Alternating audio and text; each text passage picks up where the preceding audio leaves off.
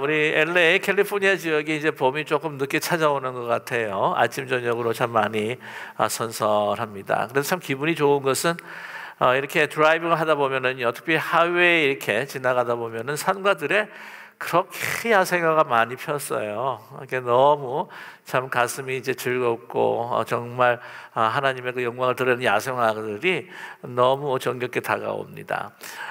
특별히 이번에 그 캘리포니아의 그 주꽃이라고 하는 그 파피, 난리가 났더군요. 요즘에. 그래서 그 뭐 특별히 그 랭캐스터에 있는 그 엔텔롭 그 파피 리저브인가? 거기는 막 사람들이 그냥 막 인사인해를 이룬다고 합니다. 우리 2주 전인가 아마 찬양대에서도 아마 갔다 온 것 같은데 굉장히 좋으셨죠? 예. 뭐 30년, 40년 사시던 분들이요, 이렇게 많이 블루밍한 적은 없다. 뭐 아시겠지만은 그렇게 올해 초에 비가 많이 왔어요. 그 뭐 제가 첫 번째 그 기도할 때 첫해 시작하면서 첫째 주에 그냥 비 많이 달라고 기도해가지고 많이 왔다고 이야기하시는 분들이 계시긴 한데, 그래서 이제 완전히 슈퍼 블룸이라고 그래요. 그래서 이거 한번 기회가 있으면 가보는 게 너무나 좋겠다 하는 생각을 갖게 됩니다. 아무튼 이렇게 그 하나님의 영광, 그 영상에 비쳤나요 벌써? 네, 예. 저 아름다운 그 하나님의 영광을 드러내는 것, 그것은 그 다름이 아니라 정말 그 땅에 떨어져서 그 씨가 죽어서 그것에 이제는 그 싹이 날 때만이 가능하지 않겠는가. 우리는 그건 너무나 자연적인 이치라고 생각을 합니다. 그뿐만이 아니라 우리 봄의 그 생기, 그 봄의 그 생명을 여실하게 드러내주는 참 많은 자연현상들이 있죠. 특별히 이제 곧 아마 나비를 보게 될 것 같은데요. 애벌레가 이렇게 커큰 그 꽃이라고 그러죠. 거기에서 죽은 것 같은 그러한 삶을 시간을 보내다가 이제는 이 나비로 변하는 그러한 것이 바로 우리 봄의 기운이요, 봄의 생명이다라고 하는 것입니다. 그러고 보게 되면은요, 이 봄의 생명이라고 하는 것은 죽음을 전제로 한다라고 하는 것을 우리에게 말씀을 해주고 있습니다. 그와 마찬가지로 부활이라고 하는 것, 이제 우리가 곧 부활주의를 맞이하게 되는데, 이 부활이라고 하는 것은 이 죽음을 통하지 않고는 가능하지 않다. 그 부활의 영광과 부활의 능력, 그 생명이라고 하는 것은 바로 이 십자가의 죽음을 통하지 않으면 안 된다라고 하는 것을 우리에게 말씀해 주고 있습니다. 이러한 죽음을 통한 영광을 예수님께서 오늘 본문을 통해서 가르치시고 또한 선포하시지 않았습니까? 오늘 예수님께서 이 말씀을 하신 것은 이제 예루살렘 그 입성 후에 말씀하셨습니다. 사실은 이제 다음 주일날 예루살렘을 입성하시는 주님을 맞이하는 종료주일을 우리가 또 기리게 되는데요. 미리 여러분과 함께 이 말씀을 나누어 보고 싶습니다. 오늘 23절의 말씀이죠. 예수께서 대답하여 이르시되 인자가 영광을 얻을 때가 왔도다 라고 이렇게 말씀하십니다. 예수님께서 예루살렘을 입성을 하셨지만은 그 많은 군중들이 정말 우리를 구원하여 주시옵소서, 우리 호산나 호산나 하고 외치면서 메시아로 맞이하였지만은, 그러나 예수님께서 말씀하시는 그 메시아의 영광이라고 하는 것은 지난 주일날도 말씀을 드렸지만 이 십자가의 죽음을 통한 영광이라고 하는 것을 다시 한번 상기시켜 주고 계십니다. 우리가 생각하는, 우리가 일반적으로 우리 세상 사람들이 이야기하는 영광이 결코 아니라고 하는 것이죠. 십자가의 죽음을 통한 영광, 그것이 사실 쉽지 않으셨습니다. 이 죽음을 맞이한다는 것, 십자가의 죽음이 가까이 온다고 하는 것이 너무나도 예수님에게는 괴로웠습니다. 예수님이 그렇게 쉽게 그 죽음을 맞이하신 것이 결코 아니에요. 특별히 오늘 본문 27절의 말씀을 보게 되면은 뭐라고 말씀하십니까? 지금 내 마음이 괴로우니 무슨 말을 하리요? 아버지여 나를 구원하여 이때를 면하게 하여 주옵소서. 그러나 내가 이를 위하여 이때에 왔나이다 라고 이렇게 말씀하시면서 기도하고 계십니다. 여러분, 이 기도를 들은 적이 있으시죠? 기억나시지 않습니까? 바로 겟세마네에서 예수님께서 드린 기도입니다. 아버지여, 정말 가능하시다면, 하실만 하시다면 이 잔을 내게서 지나가게 해 주십시오 라고 이렇게 기도하셨습니다. 그러면서 정말 땀방울이 핏방울 되도록 고민하면서 하나님 앞에 기도하셨죠. 그 이후에 예수님께서는 기도하십니다. 아버지여, 내 뜻대로 마옵시고 내 원대로 마옵시고 아버지의 뜻과 원대로 하여 주시옵소서. 그 말씀은 오늘 주님께서 요한복음을 통해서 이야기하신 것처럼 내가 이를 위하여 이때에 왔나이다 라고 하는 그 말과 동일할 것입니다. 예수님께서 그 겟세마네, 그러니까 체포당하기 바로 전에 이렇게 기도하신 것뿐만이 아니라 예루살렘 입성하시면서부터, 아니 예루살렘을 입성하시기 전부터도 이런 기도를 드리지 않으셨을까 하는 생각을 갖게 되는데요. 계속해서 그 십자가의 죽음이 그 아월마다 나에게 다가오는 것을 느끼면서 이것을 지나가게 해주시면 안 되겠습니까? 너무나 괴롭습니다. 이때를 좀 면하게 해주시면 안 되겠습니까? 그러나 사실은 예수님께서는 너무나 정확하게 하셨습니다. 나의 이 땅에 온 목적이 뭐냐? 사명이 뭐냐? 그 사명과 그 땅의 목적을 이루는 것이 저와 여러분, 예수님께서 말씀하신 영광이에요. 내 뜻과 내가 원하는 것을 소유해서 다른 사람에게 나의 존귀함을 드러내는 것이 영광이 아닙니다. 내가 낮아지고 내가 죽는다고 할지라도 하나님께서 주신 사명, 이 땅에 나를 보내신 목적을 이룰 때에 그때 하나님의 영광이 우리를 통해서 드러난다고 하는 것을 우리에게 말씀해 주고 있으십니다. 근데 오늘 말씀을 보게 되면은요, 왜 이 말씀을 하셨을까? 약간 뜬금이 없다는 생각이 들 때가 있습니다. 왜냐하면은 이 말씀을 시작한 그 계기를 보게 되면 그렇습니다. 그러나 오늘 이 말씀을 시작하셨던 그 이유가 뭐냐? 혹시 이것을 피할 수 있도록 하나의 기회를 사람들이 자꾸 이렇게 제안하고 유혹하는 것은 아닐까라고 하는 것을 우리는 발견할 수가 있습니다. 오늘 20절에서부터 21절까지의 말씀을 보게 되면은요, 예수님께서 왜 이 말씀을 하셨는지 그 시작을 말해주고 있는데, 이렇습니다. 명절에 예배하러 올라온 사람 중에 헬라인 몇이 있는데 그들이 갈릴리 벳세다 사람 빌립에게 가서 청하여 이르되 선생이여, 우리가 예수를 뵙고자 하나이다 하니 빌립이 안드레에 가서 말하고 안드레와 빌립이 예수께 가서 여쭈니 라고 이렇게 하면서 예수님이 이 말씀을 시작을 하셨습니다. 그러면 다만 이 헬라 사람이 과연 어떤 사람인가 하는 것이 우리가 참 궁금한 것입니다. 정확하게 이 성경은 이야기해 주고 있지는 않아요. 그러나 이것이 뭐 사실이다, 아니다, 이건 정설이 아니라 전설 같은 이야기다 라고 이렇게 이야기를 하는데, 이 헬라 사람이 누구인지 그 초대 교부이면서 또한 이 기독교의 가장 첫 번째 역사학자였다고 이야기하는 유세비우스라고 하는 분이 계세요. 그분이 이제 여러분이 잘 아시는 콘스탄티노플 황제 시대 때의 동시대의 사람이셨는데, 그분이 그의 그 책에 이렇게 기록을 하고 있습니다. 그 헬라 사람들이 어떤 사람이냐 라고 이야기하는데, 그 헬라 사람들은 어디서부터 왔냐면 유브라데스 상류 지역의 자치권에 통치를 하고 있는 오스로웨네 왕국이라고 하는 그 왕국에서 왔다는 거죠. 그 수도가 바로 에데시라고 하는 곳인데, 이 에데사라고 하는 곳인데 거기에서 온 사람이다. 이게 보면은 이렇게 예의와 범절을 사실은 갖춥니다. 참 소중한 아주 권위 있는 예수님이시기에 바로 이렇게 면접하는 것이 아니라 이 제자들을 통하여서 이제 접견하기를 원하는 거 보게 되면은 이 의전 예식을 잘 알고 있는 약간 고위 관부를 지금 갖고 있는 사람이 아닐까라고 추측을 할 수가 있다고 하는 것이죠.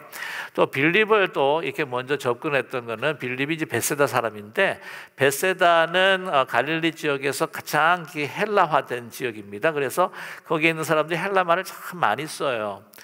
빌립이 아람어를 쓰면서 아마 헬라 액센트가 많았기 때문에 아마 이 사람이 빌립이라고 하는 헬라 이름도 갖고 있기에 아마 접근해서 소통이 좀 많이 가능하겠다 싶어서 아마 접근을 한 것 같은데, 아무튼 그들은 어디서 왔냐면 에데사에서 온 사람일 것이다. 그래서 이 유세비우스가 하는 이야기가 뭐냐면은 그때 그 당시에 그 왕이 있었습니다. 그 왕이 아부가르 우카마라고 하는 그 왕이 있는데 질병에 걸렸어요. 그래서 질병에 걸려가지고 예전에는 거진 이제 잘 죽게 되었는데, 예수님께서 사람을 고친다는 이야기 듣고 이제는 이 사람들을, 자기 신하들은 이제 파견한 것이죠. 파견해서 이제 이 사람들 와 보니까 예루살렘에 입성하셨던 그 예수님을 맞이하는 군중의 모습과 이 헬라 사람들이 보기에는 이 예루살렘에 있는, 왜냐하면 그들은 이제 정치에 대해서 너무나도 사실 잘 알고 있는 사람들이기 때문에 이 예루살렘에 있는 종교 지도자들이 아주 막 혈안이 되어 가지고는 예수님 막 죽이려고 하는 그 모습도 볼 수 있었다고 하는 것이죠. 그래서 이제 유세비우스 기록에 보게 되면 이렇게 제안을 했다고 합니다. 예수님 오셔서 우리 왕 병을 고쳐 주시면 정말 높은 자리를 드리고 제자들과 함께 호의호식하고 영화를 누릴 수 있도록 모든 신변을 보장해 주고 안전을 하게 지켜드릴 뿐만 아니라 이런 모든 부귀영화를 누릴 수 있는 자리를 드리도록 하겠습니다 라고 그렇게 제안하기 위해서 왔던 사람들이었다라고 이렇게 기록을 하고 있습니다. 그러니까 이런 것이 예수님한테는 유혹이 된다고 하는 것이죠. 그러나 결코 미룰 수가 없다. 내가 이 잔을, 또한 이 때를 피하고 싶지만, 그러나 하나님께서 주신 사명, 바로 이때에 내가 이 죽음을 통해서 정말 하나님의 영광을 드러내야 할 때라고 하는 것을 다시 한번 확인하시고 선포하셨다고 하는 사실입니다. 여러분, 십자가의 죽음과 고난의 때를 피할 수가 없다고 하는 것이죠. 그렇다면 하나님께 주신 사명을 저버리는 것이나 마찬가지입니다. 그러면서 오늘 분명하게 말씀을 하십니다. 자신의 이 땅의 모습은 과연 어떤 것일까라고 하면서 24절에 내가 진실로 진실로 너에게 이르노니 한 알의 밀이 땅에 떨어져 죽지 아니하면 한 알 그대로 있고 죽으면 많은 열매를 맺느니라 라고 이렇게 말씀하고 있습니다. 죽고 싶지는 않으셨던 거예요. 고민이 많으셨습니다. 그러나 나는 미랄과 같이 이곳에서 왔는데 정말 이때에 하나님 주신 그 사명과 십자가를 지시지 않으시면 그냥 하나 그대로 있는 거예요. 그러나 더 많은 열매, 미래의 하나님의 역사를 바라보면서 나뿐만이 아니라 나의 부활뿐만 아니라 정말 모든 인류의 구원과 부활을 위해서 내가 죽을 수밖에 없다는 한 사명, 그것을 미랄로 비유하고 계시다고 하는 사실입니다. 이런 거 미랄이라고 하는 건, 근데 좀 더 큰 거를 좀 비유하셨으면 참 좋으실 텐데 왜 이렇게 작은 게 미랄, 물론 이제 겨자씨보다는 조금 더 크지 않습니까? 그러나 이게 이 미랄로 이야기했을까 하는 생각을 갖게 됩니다. 그러니까 여러분, 이 한 씨앗이라고 하는 거, 이 미랄이라고 하는 거 우리가 우습게 봐서는 결코 안 된다고 하는 사실이죠. 뭐냐면은 그 안에 하나님의 나라, 하나님의 천국이 들어가 있다고 하는 거를 우리는 이 자연현상과 이 자연계를 통해서 우리는 발견하게 된다고 하는 것입니다. 이 하늘이라고 하는 것, 우리 삶의 모습을 보게 되면은 우리가 정말 뭔가 큰 것을 이룰 수 있을 만한 그런 능력이 안 되는 그런 우리 초라한 모습, 그 하늘의 미랄에도 우리가 비유할 수 있지 않겠는가 하는 생각을 갖게 됩니다. 내가 뭘 할 수가 있어? 내가 뭐 정말 하늘의 씨앗과 같은 미랄과 같은 그런 인생인데 라고 이야기할 수가 있겠죠. 그러나 여러분, 그 씨앗 하나를 어떻게 해요? 이 절대 과소평가해서는 안 된다고 하는 사실입니다. 제 기억으로는요, 제가 초등학교 때, 저 당시 이제 국민학교 때라고 그러는데, 그때 이제 국어 시간인가 역사 시간인가 배웠던 그 이야기를 잊지 못합니다. 우리 한국의 역사 가운데에 작은 씨 하나가 얼마나 중요했는지. 여러분, 문익점 아시죠? 우리 다 아실 거예요. 초등학교는 다 거기 나오셨을 거니까.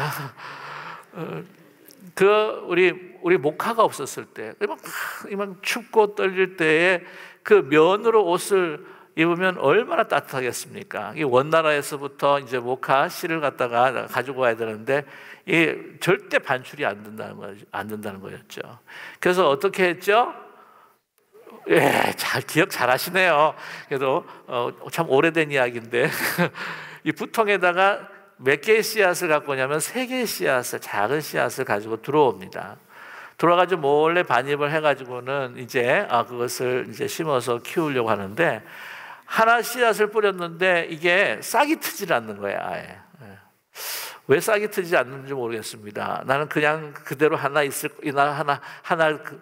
거야 그랬는지 모르겠어요. 근데 이제 하나는 이게 자라가지고는 이제 좀 피우는데 이제 죽어버렸답니다.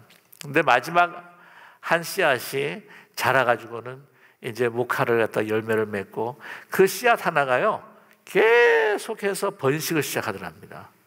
그래가지고는 아시죠? 조선시대 그 모든 우리 땅에 이제 목화를 재배하게 되었다고 하는 것을 우리가 너무나 잘 알고요. 그리고 참 춥게 지냈던 우리 민족들에게 따뜻하게 지낼 수 있는 아주 큰 도움을 주었던 역사가 있습니다. 어디서부터 시작했다고요? 씨앗 하나에서부터 시작했다는 거죠.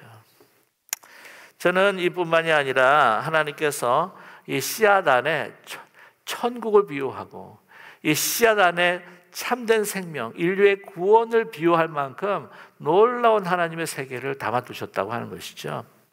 그것을 간파했는지 모르겠지만 윌리엄 블레이크라고 하는 영국의 시인이 있습니다. 그 시인이 그 순수의 전조, Auguries of Innocence라고 하는 그 시에서 이렇게 이야기합니다. 이 그 순수의 전조라고 하는 것, Auguries라고 하는 그 단어의 뜻은 뭐냐면은 그 미래에 나타날 그러한 역사를 바로 이 전조라고 그렇게 표현을 하고 있는데요. 이렇게 시작합니다. 한 알의 모래에서 세계를 보고 한 송이 들꽃에서 천국을 본다. 그대의 손바닥에 무한을 쥐고 찰나의 순간에 영혼을 담아라 라고 이렇게 이야기합니다. 다시 한번 말씀을 드리면 한 알의 모래에서 세계를 보고 한 송이 들꽃에서 천국을 본다. 그대의 손바닥에 무한을 쥐고 찰나의 순간에 영혼을 담아라. 여러분 함 같은 미랄 씨앗의 세계가 있고요. 하나님의 천국이 임하고요. 그 가운데 영혼을 이야기할 수 있는 무한의 세계가 이 미랄에 들어가 있다고 하는 것을 여러분 믿으십니까? 저와 여러분 안에 정말 이 생명의 씨앗이 있고 예수의 생명이 있다고 한다면 이것이 우리의 삶의 그 껍질, 그 보호해주는 씨앗을 보호해주는 그 껍질을 다 벗어버리고 우리가 썩어진다고 한다면 여러분 예수님께서 이루신 그 놀라운 그 구원의 역사를 우리를 통해서 이루어 주시지 않으시겠습니까? 저는요 목사님 난 나이가 많아서 안 된다고.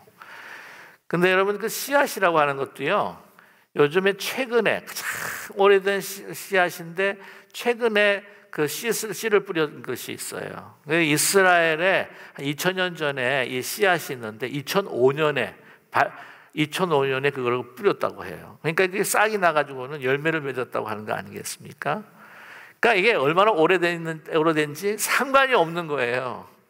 저와 여러분 우리 안에 예수의 생명이 있는 줄로 믿습니다. 그리스도의 죽음을 통해서 부활하신 예수의 생명이 우리 가운데에 있기에 우리가 아무리 작은 미랄의 씨처럼 보인다고 할지라도 정말 하나님의 영광과 하나님의 생명을 위해서 내가 나 자신을 내려놓기만 한다면 우리를 통해서 내가 꿈꾸지도 못한 하나님의 놀라운 능력이 나타나는 귀한 역사가 우리의 가정과 우리의 삶과 우리의 교회에 나타나게 될 줄로 분명히 믿습니다. 그 콘 오브 윗이라고 그렇게 표현을 해요. 하늘의 밀. 그래서 제가 캐나다에서 이제 신학 공부를 할 때에 그 캐나다 선교사님들의 그 미션 히스토리를 배운 적이 있어요. 그 가운데 이제 여러 가지 책 레코멘드하는 그 리딩들이 있었는데 책들이 있었는데 그 중에 하나가 뭐냐면 A Corn of Wheat, 하늘의 미랄. 그래서 The Life of 윌리엄 존 맥켄지. 그래서 윌리엄 존 맥켄지 선교사님의 일대기라고 하는 책이 있었어요. 그분은 캐나다 장로교의 첫 번째 우리 한국에 오신 선교사님이십니다. 총회 파송이 아니에요. 개인이 오셨습니다. 근데 그분이 1893년에 한국에 도착을 하셨어요.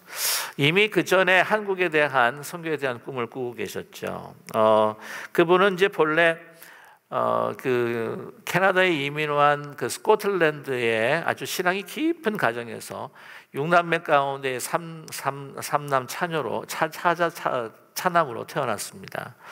그래서 참 어릴 때부터 참 영특했는데요. 14세 때 교사 자격증을 받아가지고 19세까지 가르치고 그 다음에 신학교를 들어가서 신학 공부를 마치고 목사 안수를 받고 또 목회를 하다가 내가 한국에 가서 뭔가 선교를 해야지 하면서 헬리팩스에서 의과 공부도 하신 분이었어요. 1893년에 일본을 거쳐서 12월 달에 한국으로 들어오게 되십니다. 그래가지고는 거기서 한국말을 이제 습득하기를 시작하세요. 그 다음에 이제 그 다음 해죠. 1894년에 2월 달입니다. 여러분 아시는 그 한국 그 그리스도인들이 세웠던 최초의 교회 소래교회 아시죠? 황해도의 그때 당시 이제 솔래교회다라고 하는데 거기에 첫 담임 목사로 부임을 하십니다.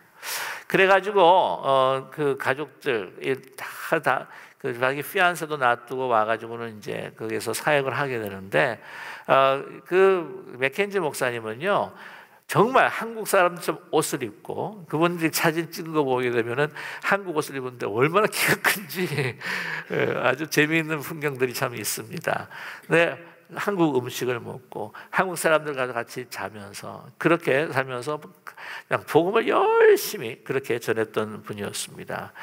그 솔래교회를 이웃 주민들에게 열어서 그들에게 도움을 주고 힘든 사람들을 갖다가 또 이렇게 섬기면서 이제 고쳐주면서 그 솔래 지역에 있는 많은 주민들의 참으로 많은 그 인망을 받으셨고요. 존경을 많이 받으셨습니다. 심지어는 그때 당시 이제 동학 혁명이 일어나 가지고는 막 난리가 났을 때였다고 합니다. 그런데 이 동학군들은요 서학을 굉장히 싫어했어요. 서양 문물을 반대했습니다. 서양 사람들에 대해서 굉장히 이게 호전적이었습니다. 근데 그럼에도 불구하고 이 동학혁명으로 인해서 광군들과 싸우고 이제 부상당한 사람들이 있으니까 위험을 무릅쓰고 이 맥켄지 목사님이 선교사님이 그 진영에 들어가가지고 동학군들을 어떻게 해요? 돌봐주고 고쳐줍니다. 아무런 조건 없이요. 굉장히 감동을 한 거예요. 그래서 나중에 이제 동학군들이 이제 전쟁을 벌이면서 다닐 때에도 이 솔래 지역에 있는 기독교인이나 또한 이 맥켄지 목사님뿐만 아니라 그 사람들은 다치지 않았다는 것이죠. 1894년 이제 7월 달에 이 새롭게 이제 교회를 이제 건립을 하게 되는데 심지어는 동학군들이 돈을 모아가지고요 건축 헌금에 써달라고 가져오기도 했다고 합니다. 정말 끝까지 충성을 하시면서 그 뜨거운 여름볕에 자기의 몸을 돌보지 않으면서 가가호 방문하면서 전도를 하시면서 힘들고 어려운 분들을 이제 도와주고 섬겨주고 또한 그렇지만은 그 한국 음식을 이제 드시면서 여러 가지 어려움을 당하시 풍토병으로 인해서 나중에 결국에는 막 정신까지 잃어버리면서 나중에 숨을 거두시고 말았습니다. 그래서 너무 가슴 아파하고 막 슬퍼해요. 그 소식을 맥켄리라고 하는 그 피안세가 그 듣고 들어옵니다. 들어와 가지고는 그 사랑하는 자기 피안세를 약혼자를 갖다 땅에 묻고 본인도요 다시 돌아가지 아니하고 원산에서 그 뜻을 이어받아 가지고 선교 활동을 펼쳤습니다. 거기 한국에서 이제 맥켄지의 생애라고 해서 Corn of Wheat, The Life of the William John Mackenzie라고 하는 그 책을 그 약혼녀가 썼고요. 그 묘비 뒤에다가 이렇게 새겼다고 합니다. 1893년에 맥켄지 목사가 캐나다로부터 여기 내류할 때에 동포는 외인을 살해하려고 하고 교인은 몇몇 안 되는 때라 폭염에 열심히 전도하더니 열병에 정신없이 기세하다는 말은 이 세상을 버렸다는 이야기거든요.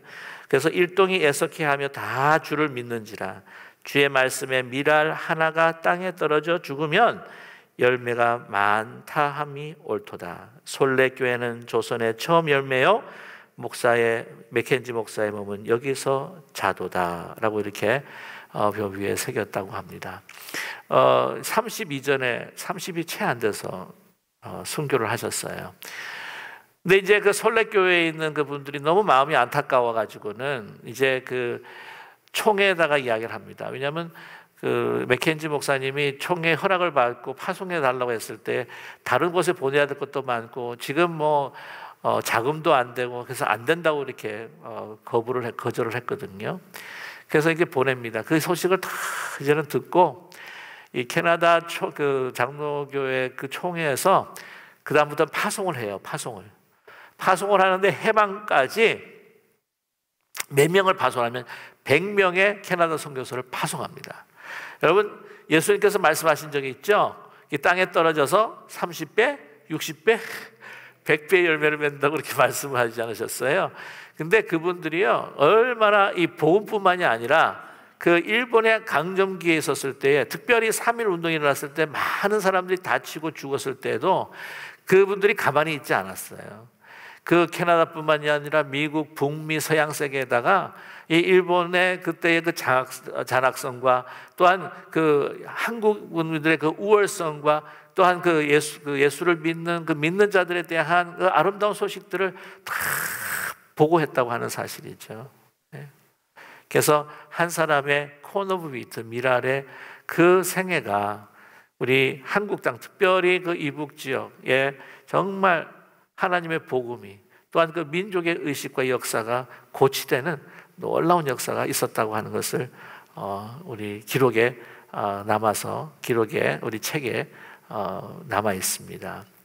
여러분 콘 오브 한 사람이 한 분을 통해서 이런 아름다운 놀라운 역사가 일어났다고 하는 것. 저와 여러분 우리가 죽는다고 하는 것, 미랄이 땅에 떨어져서 죽는다고 하는 것, 예수 그리스도의 십자가의 고난을 통해서 정말 부활의 능력과 영광과 그 참된 기쁨이 무엇인지를 우리에게 이제 보여주셨는데 우리도 어떻게 해요? 예수의 생명을 가지고 그것으로 우리가 그냥 담아두는 것이 아니라 우리가 썩어지고 죽어서 우리의 그 하나님의 미랄의 씨앗이 벗겨질 때에 하나님의 예수의 생명과 정말 하나님의 천국이 우리의 삶을 통해서 드러나는 놀라운 역사가 있기를 간절히 소망합니다.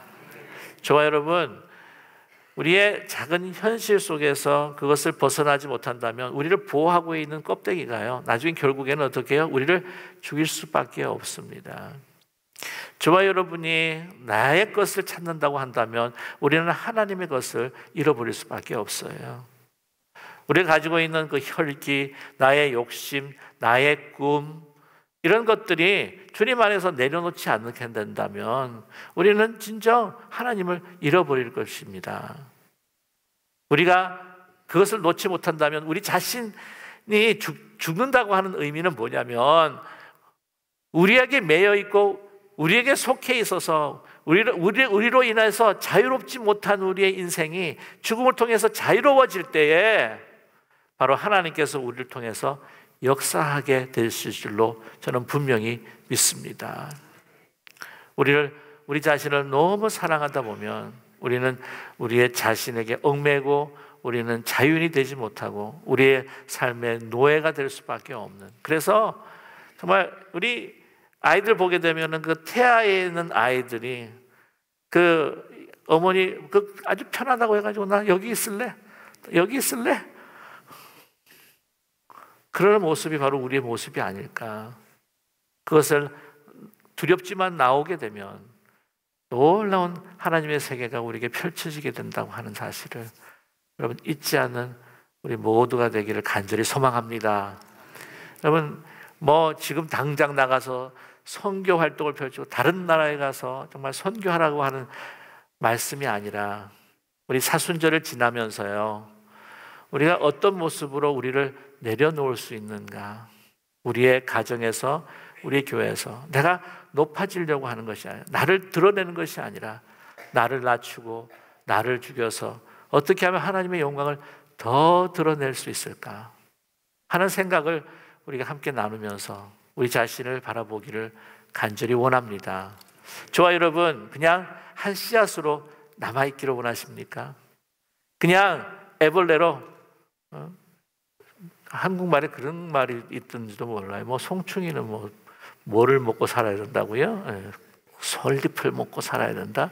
그래서 계속해서 솔잎만 먹는 그냥 송충이 애벌레로 그냥 남아 있으시기를 원하십니까?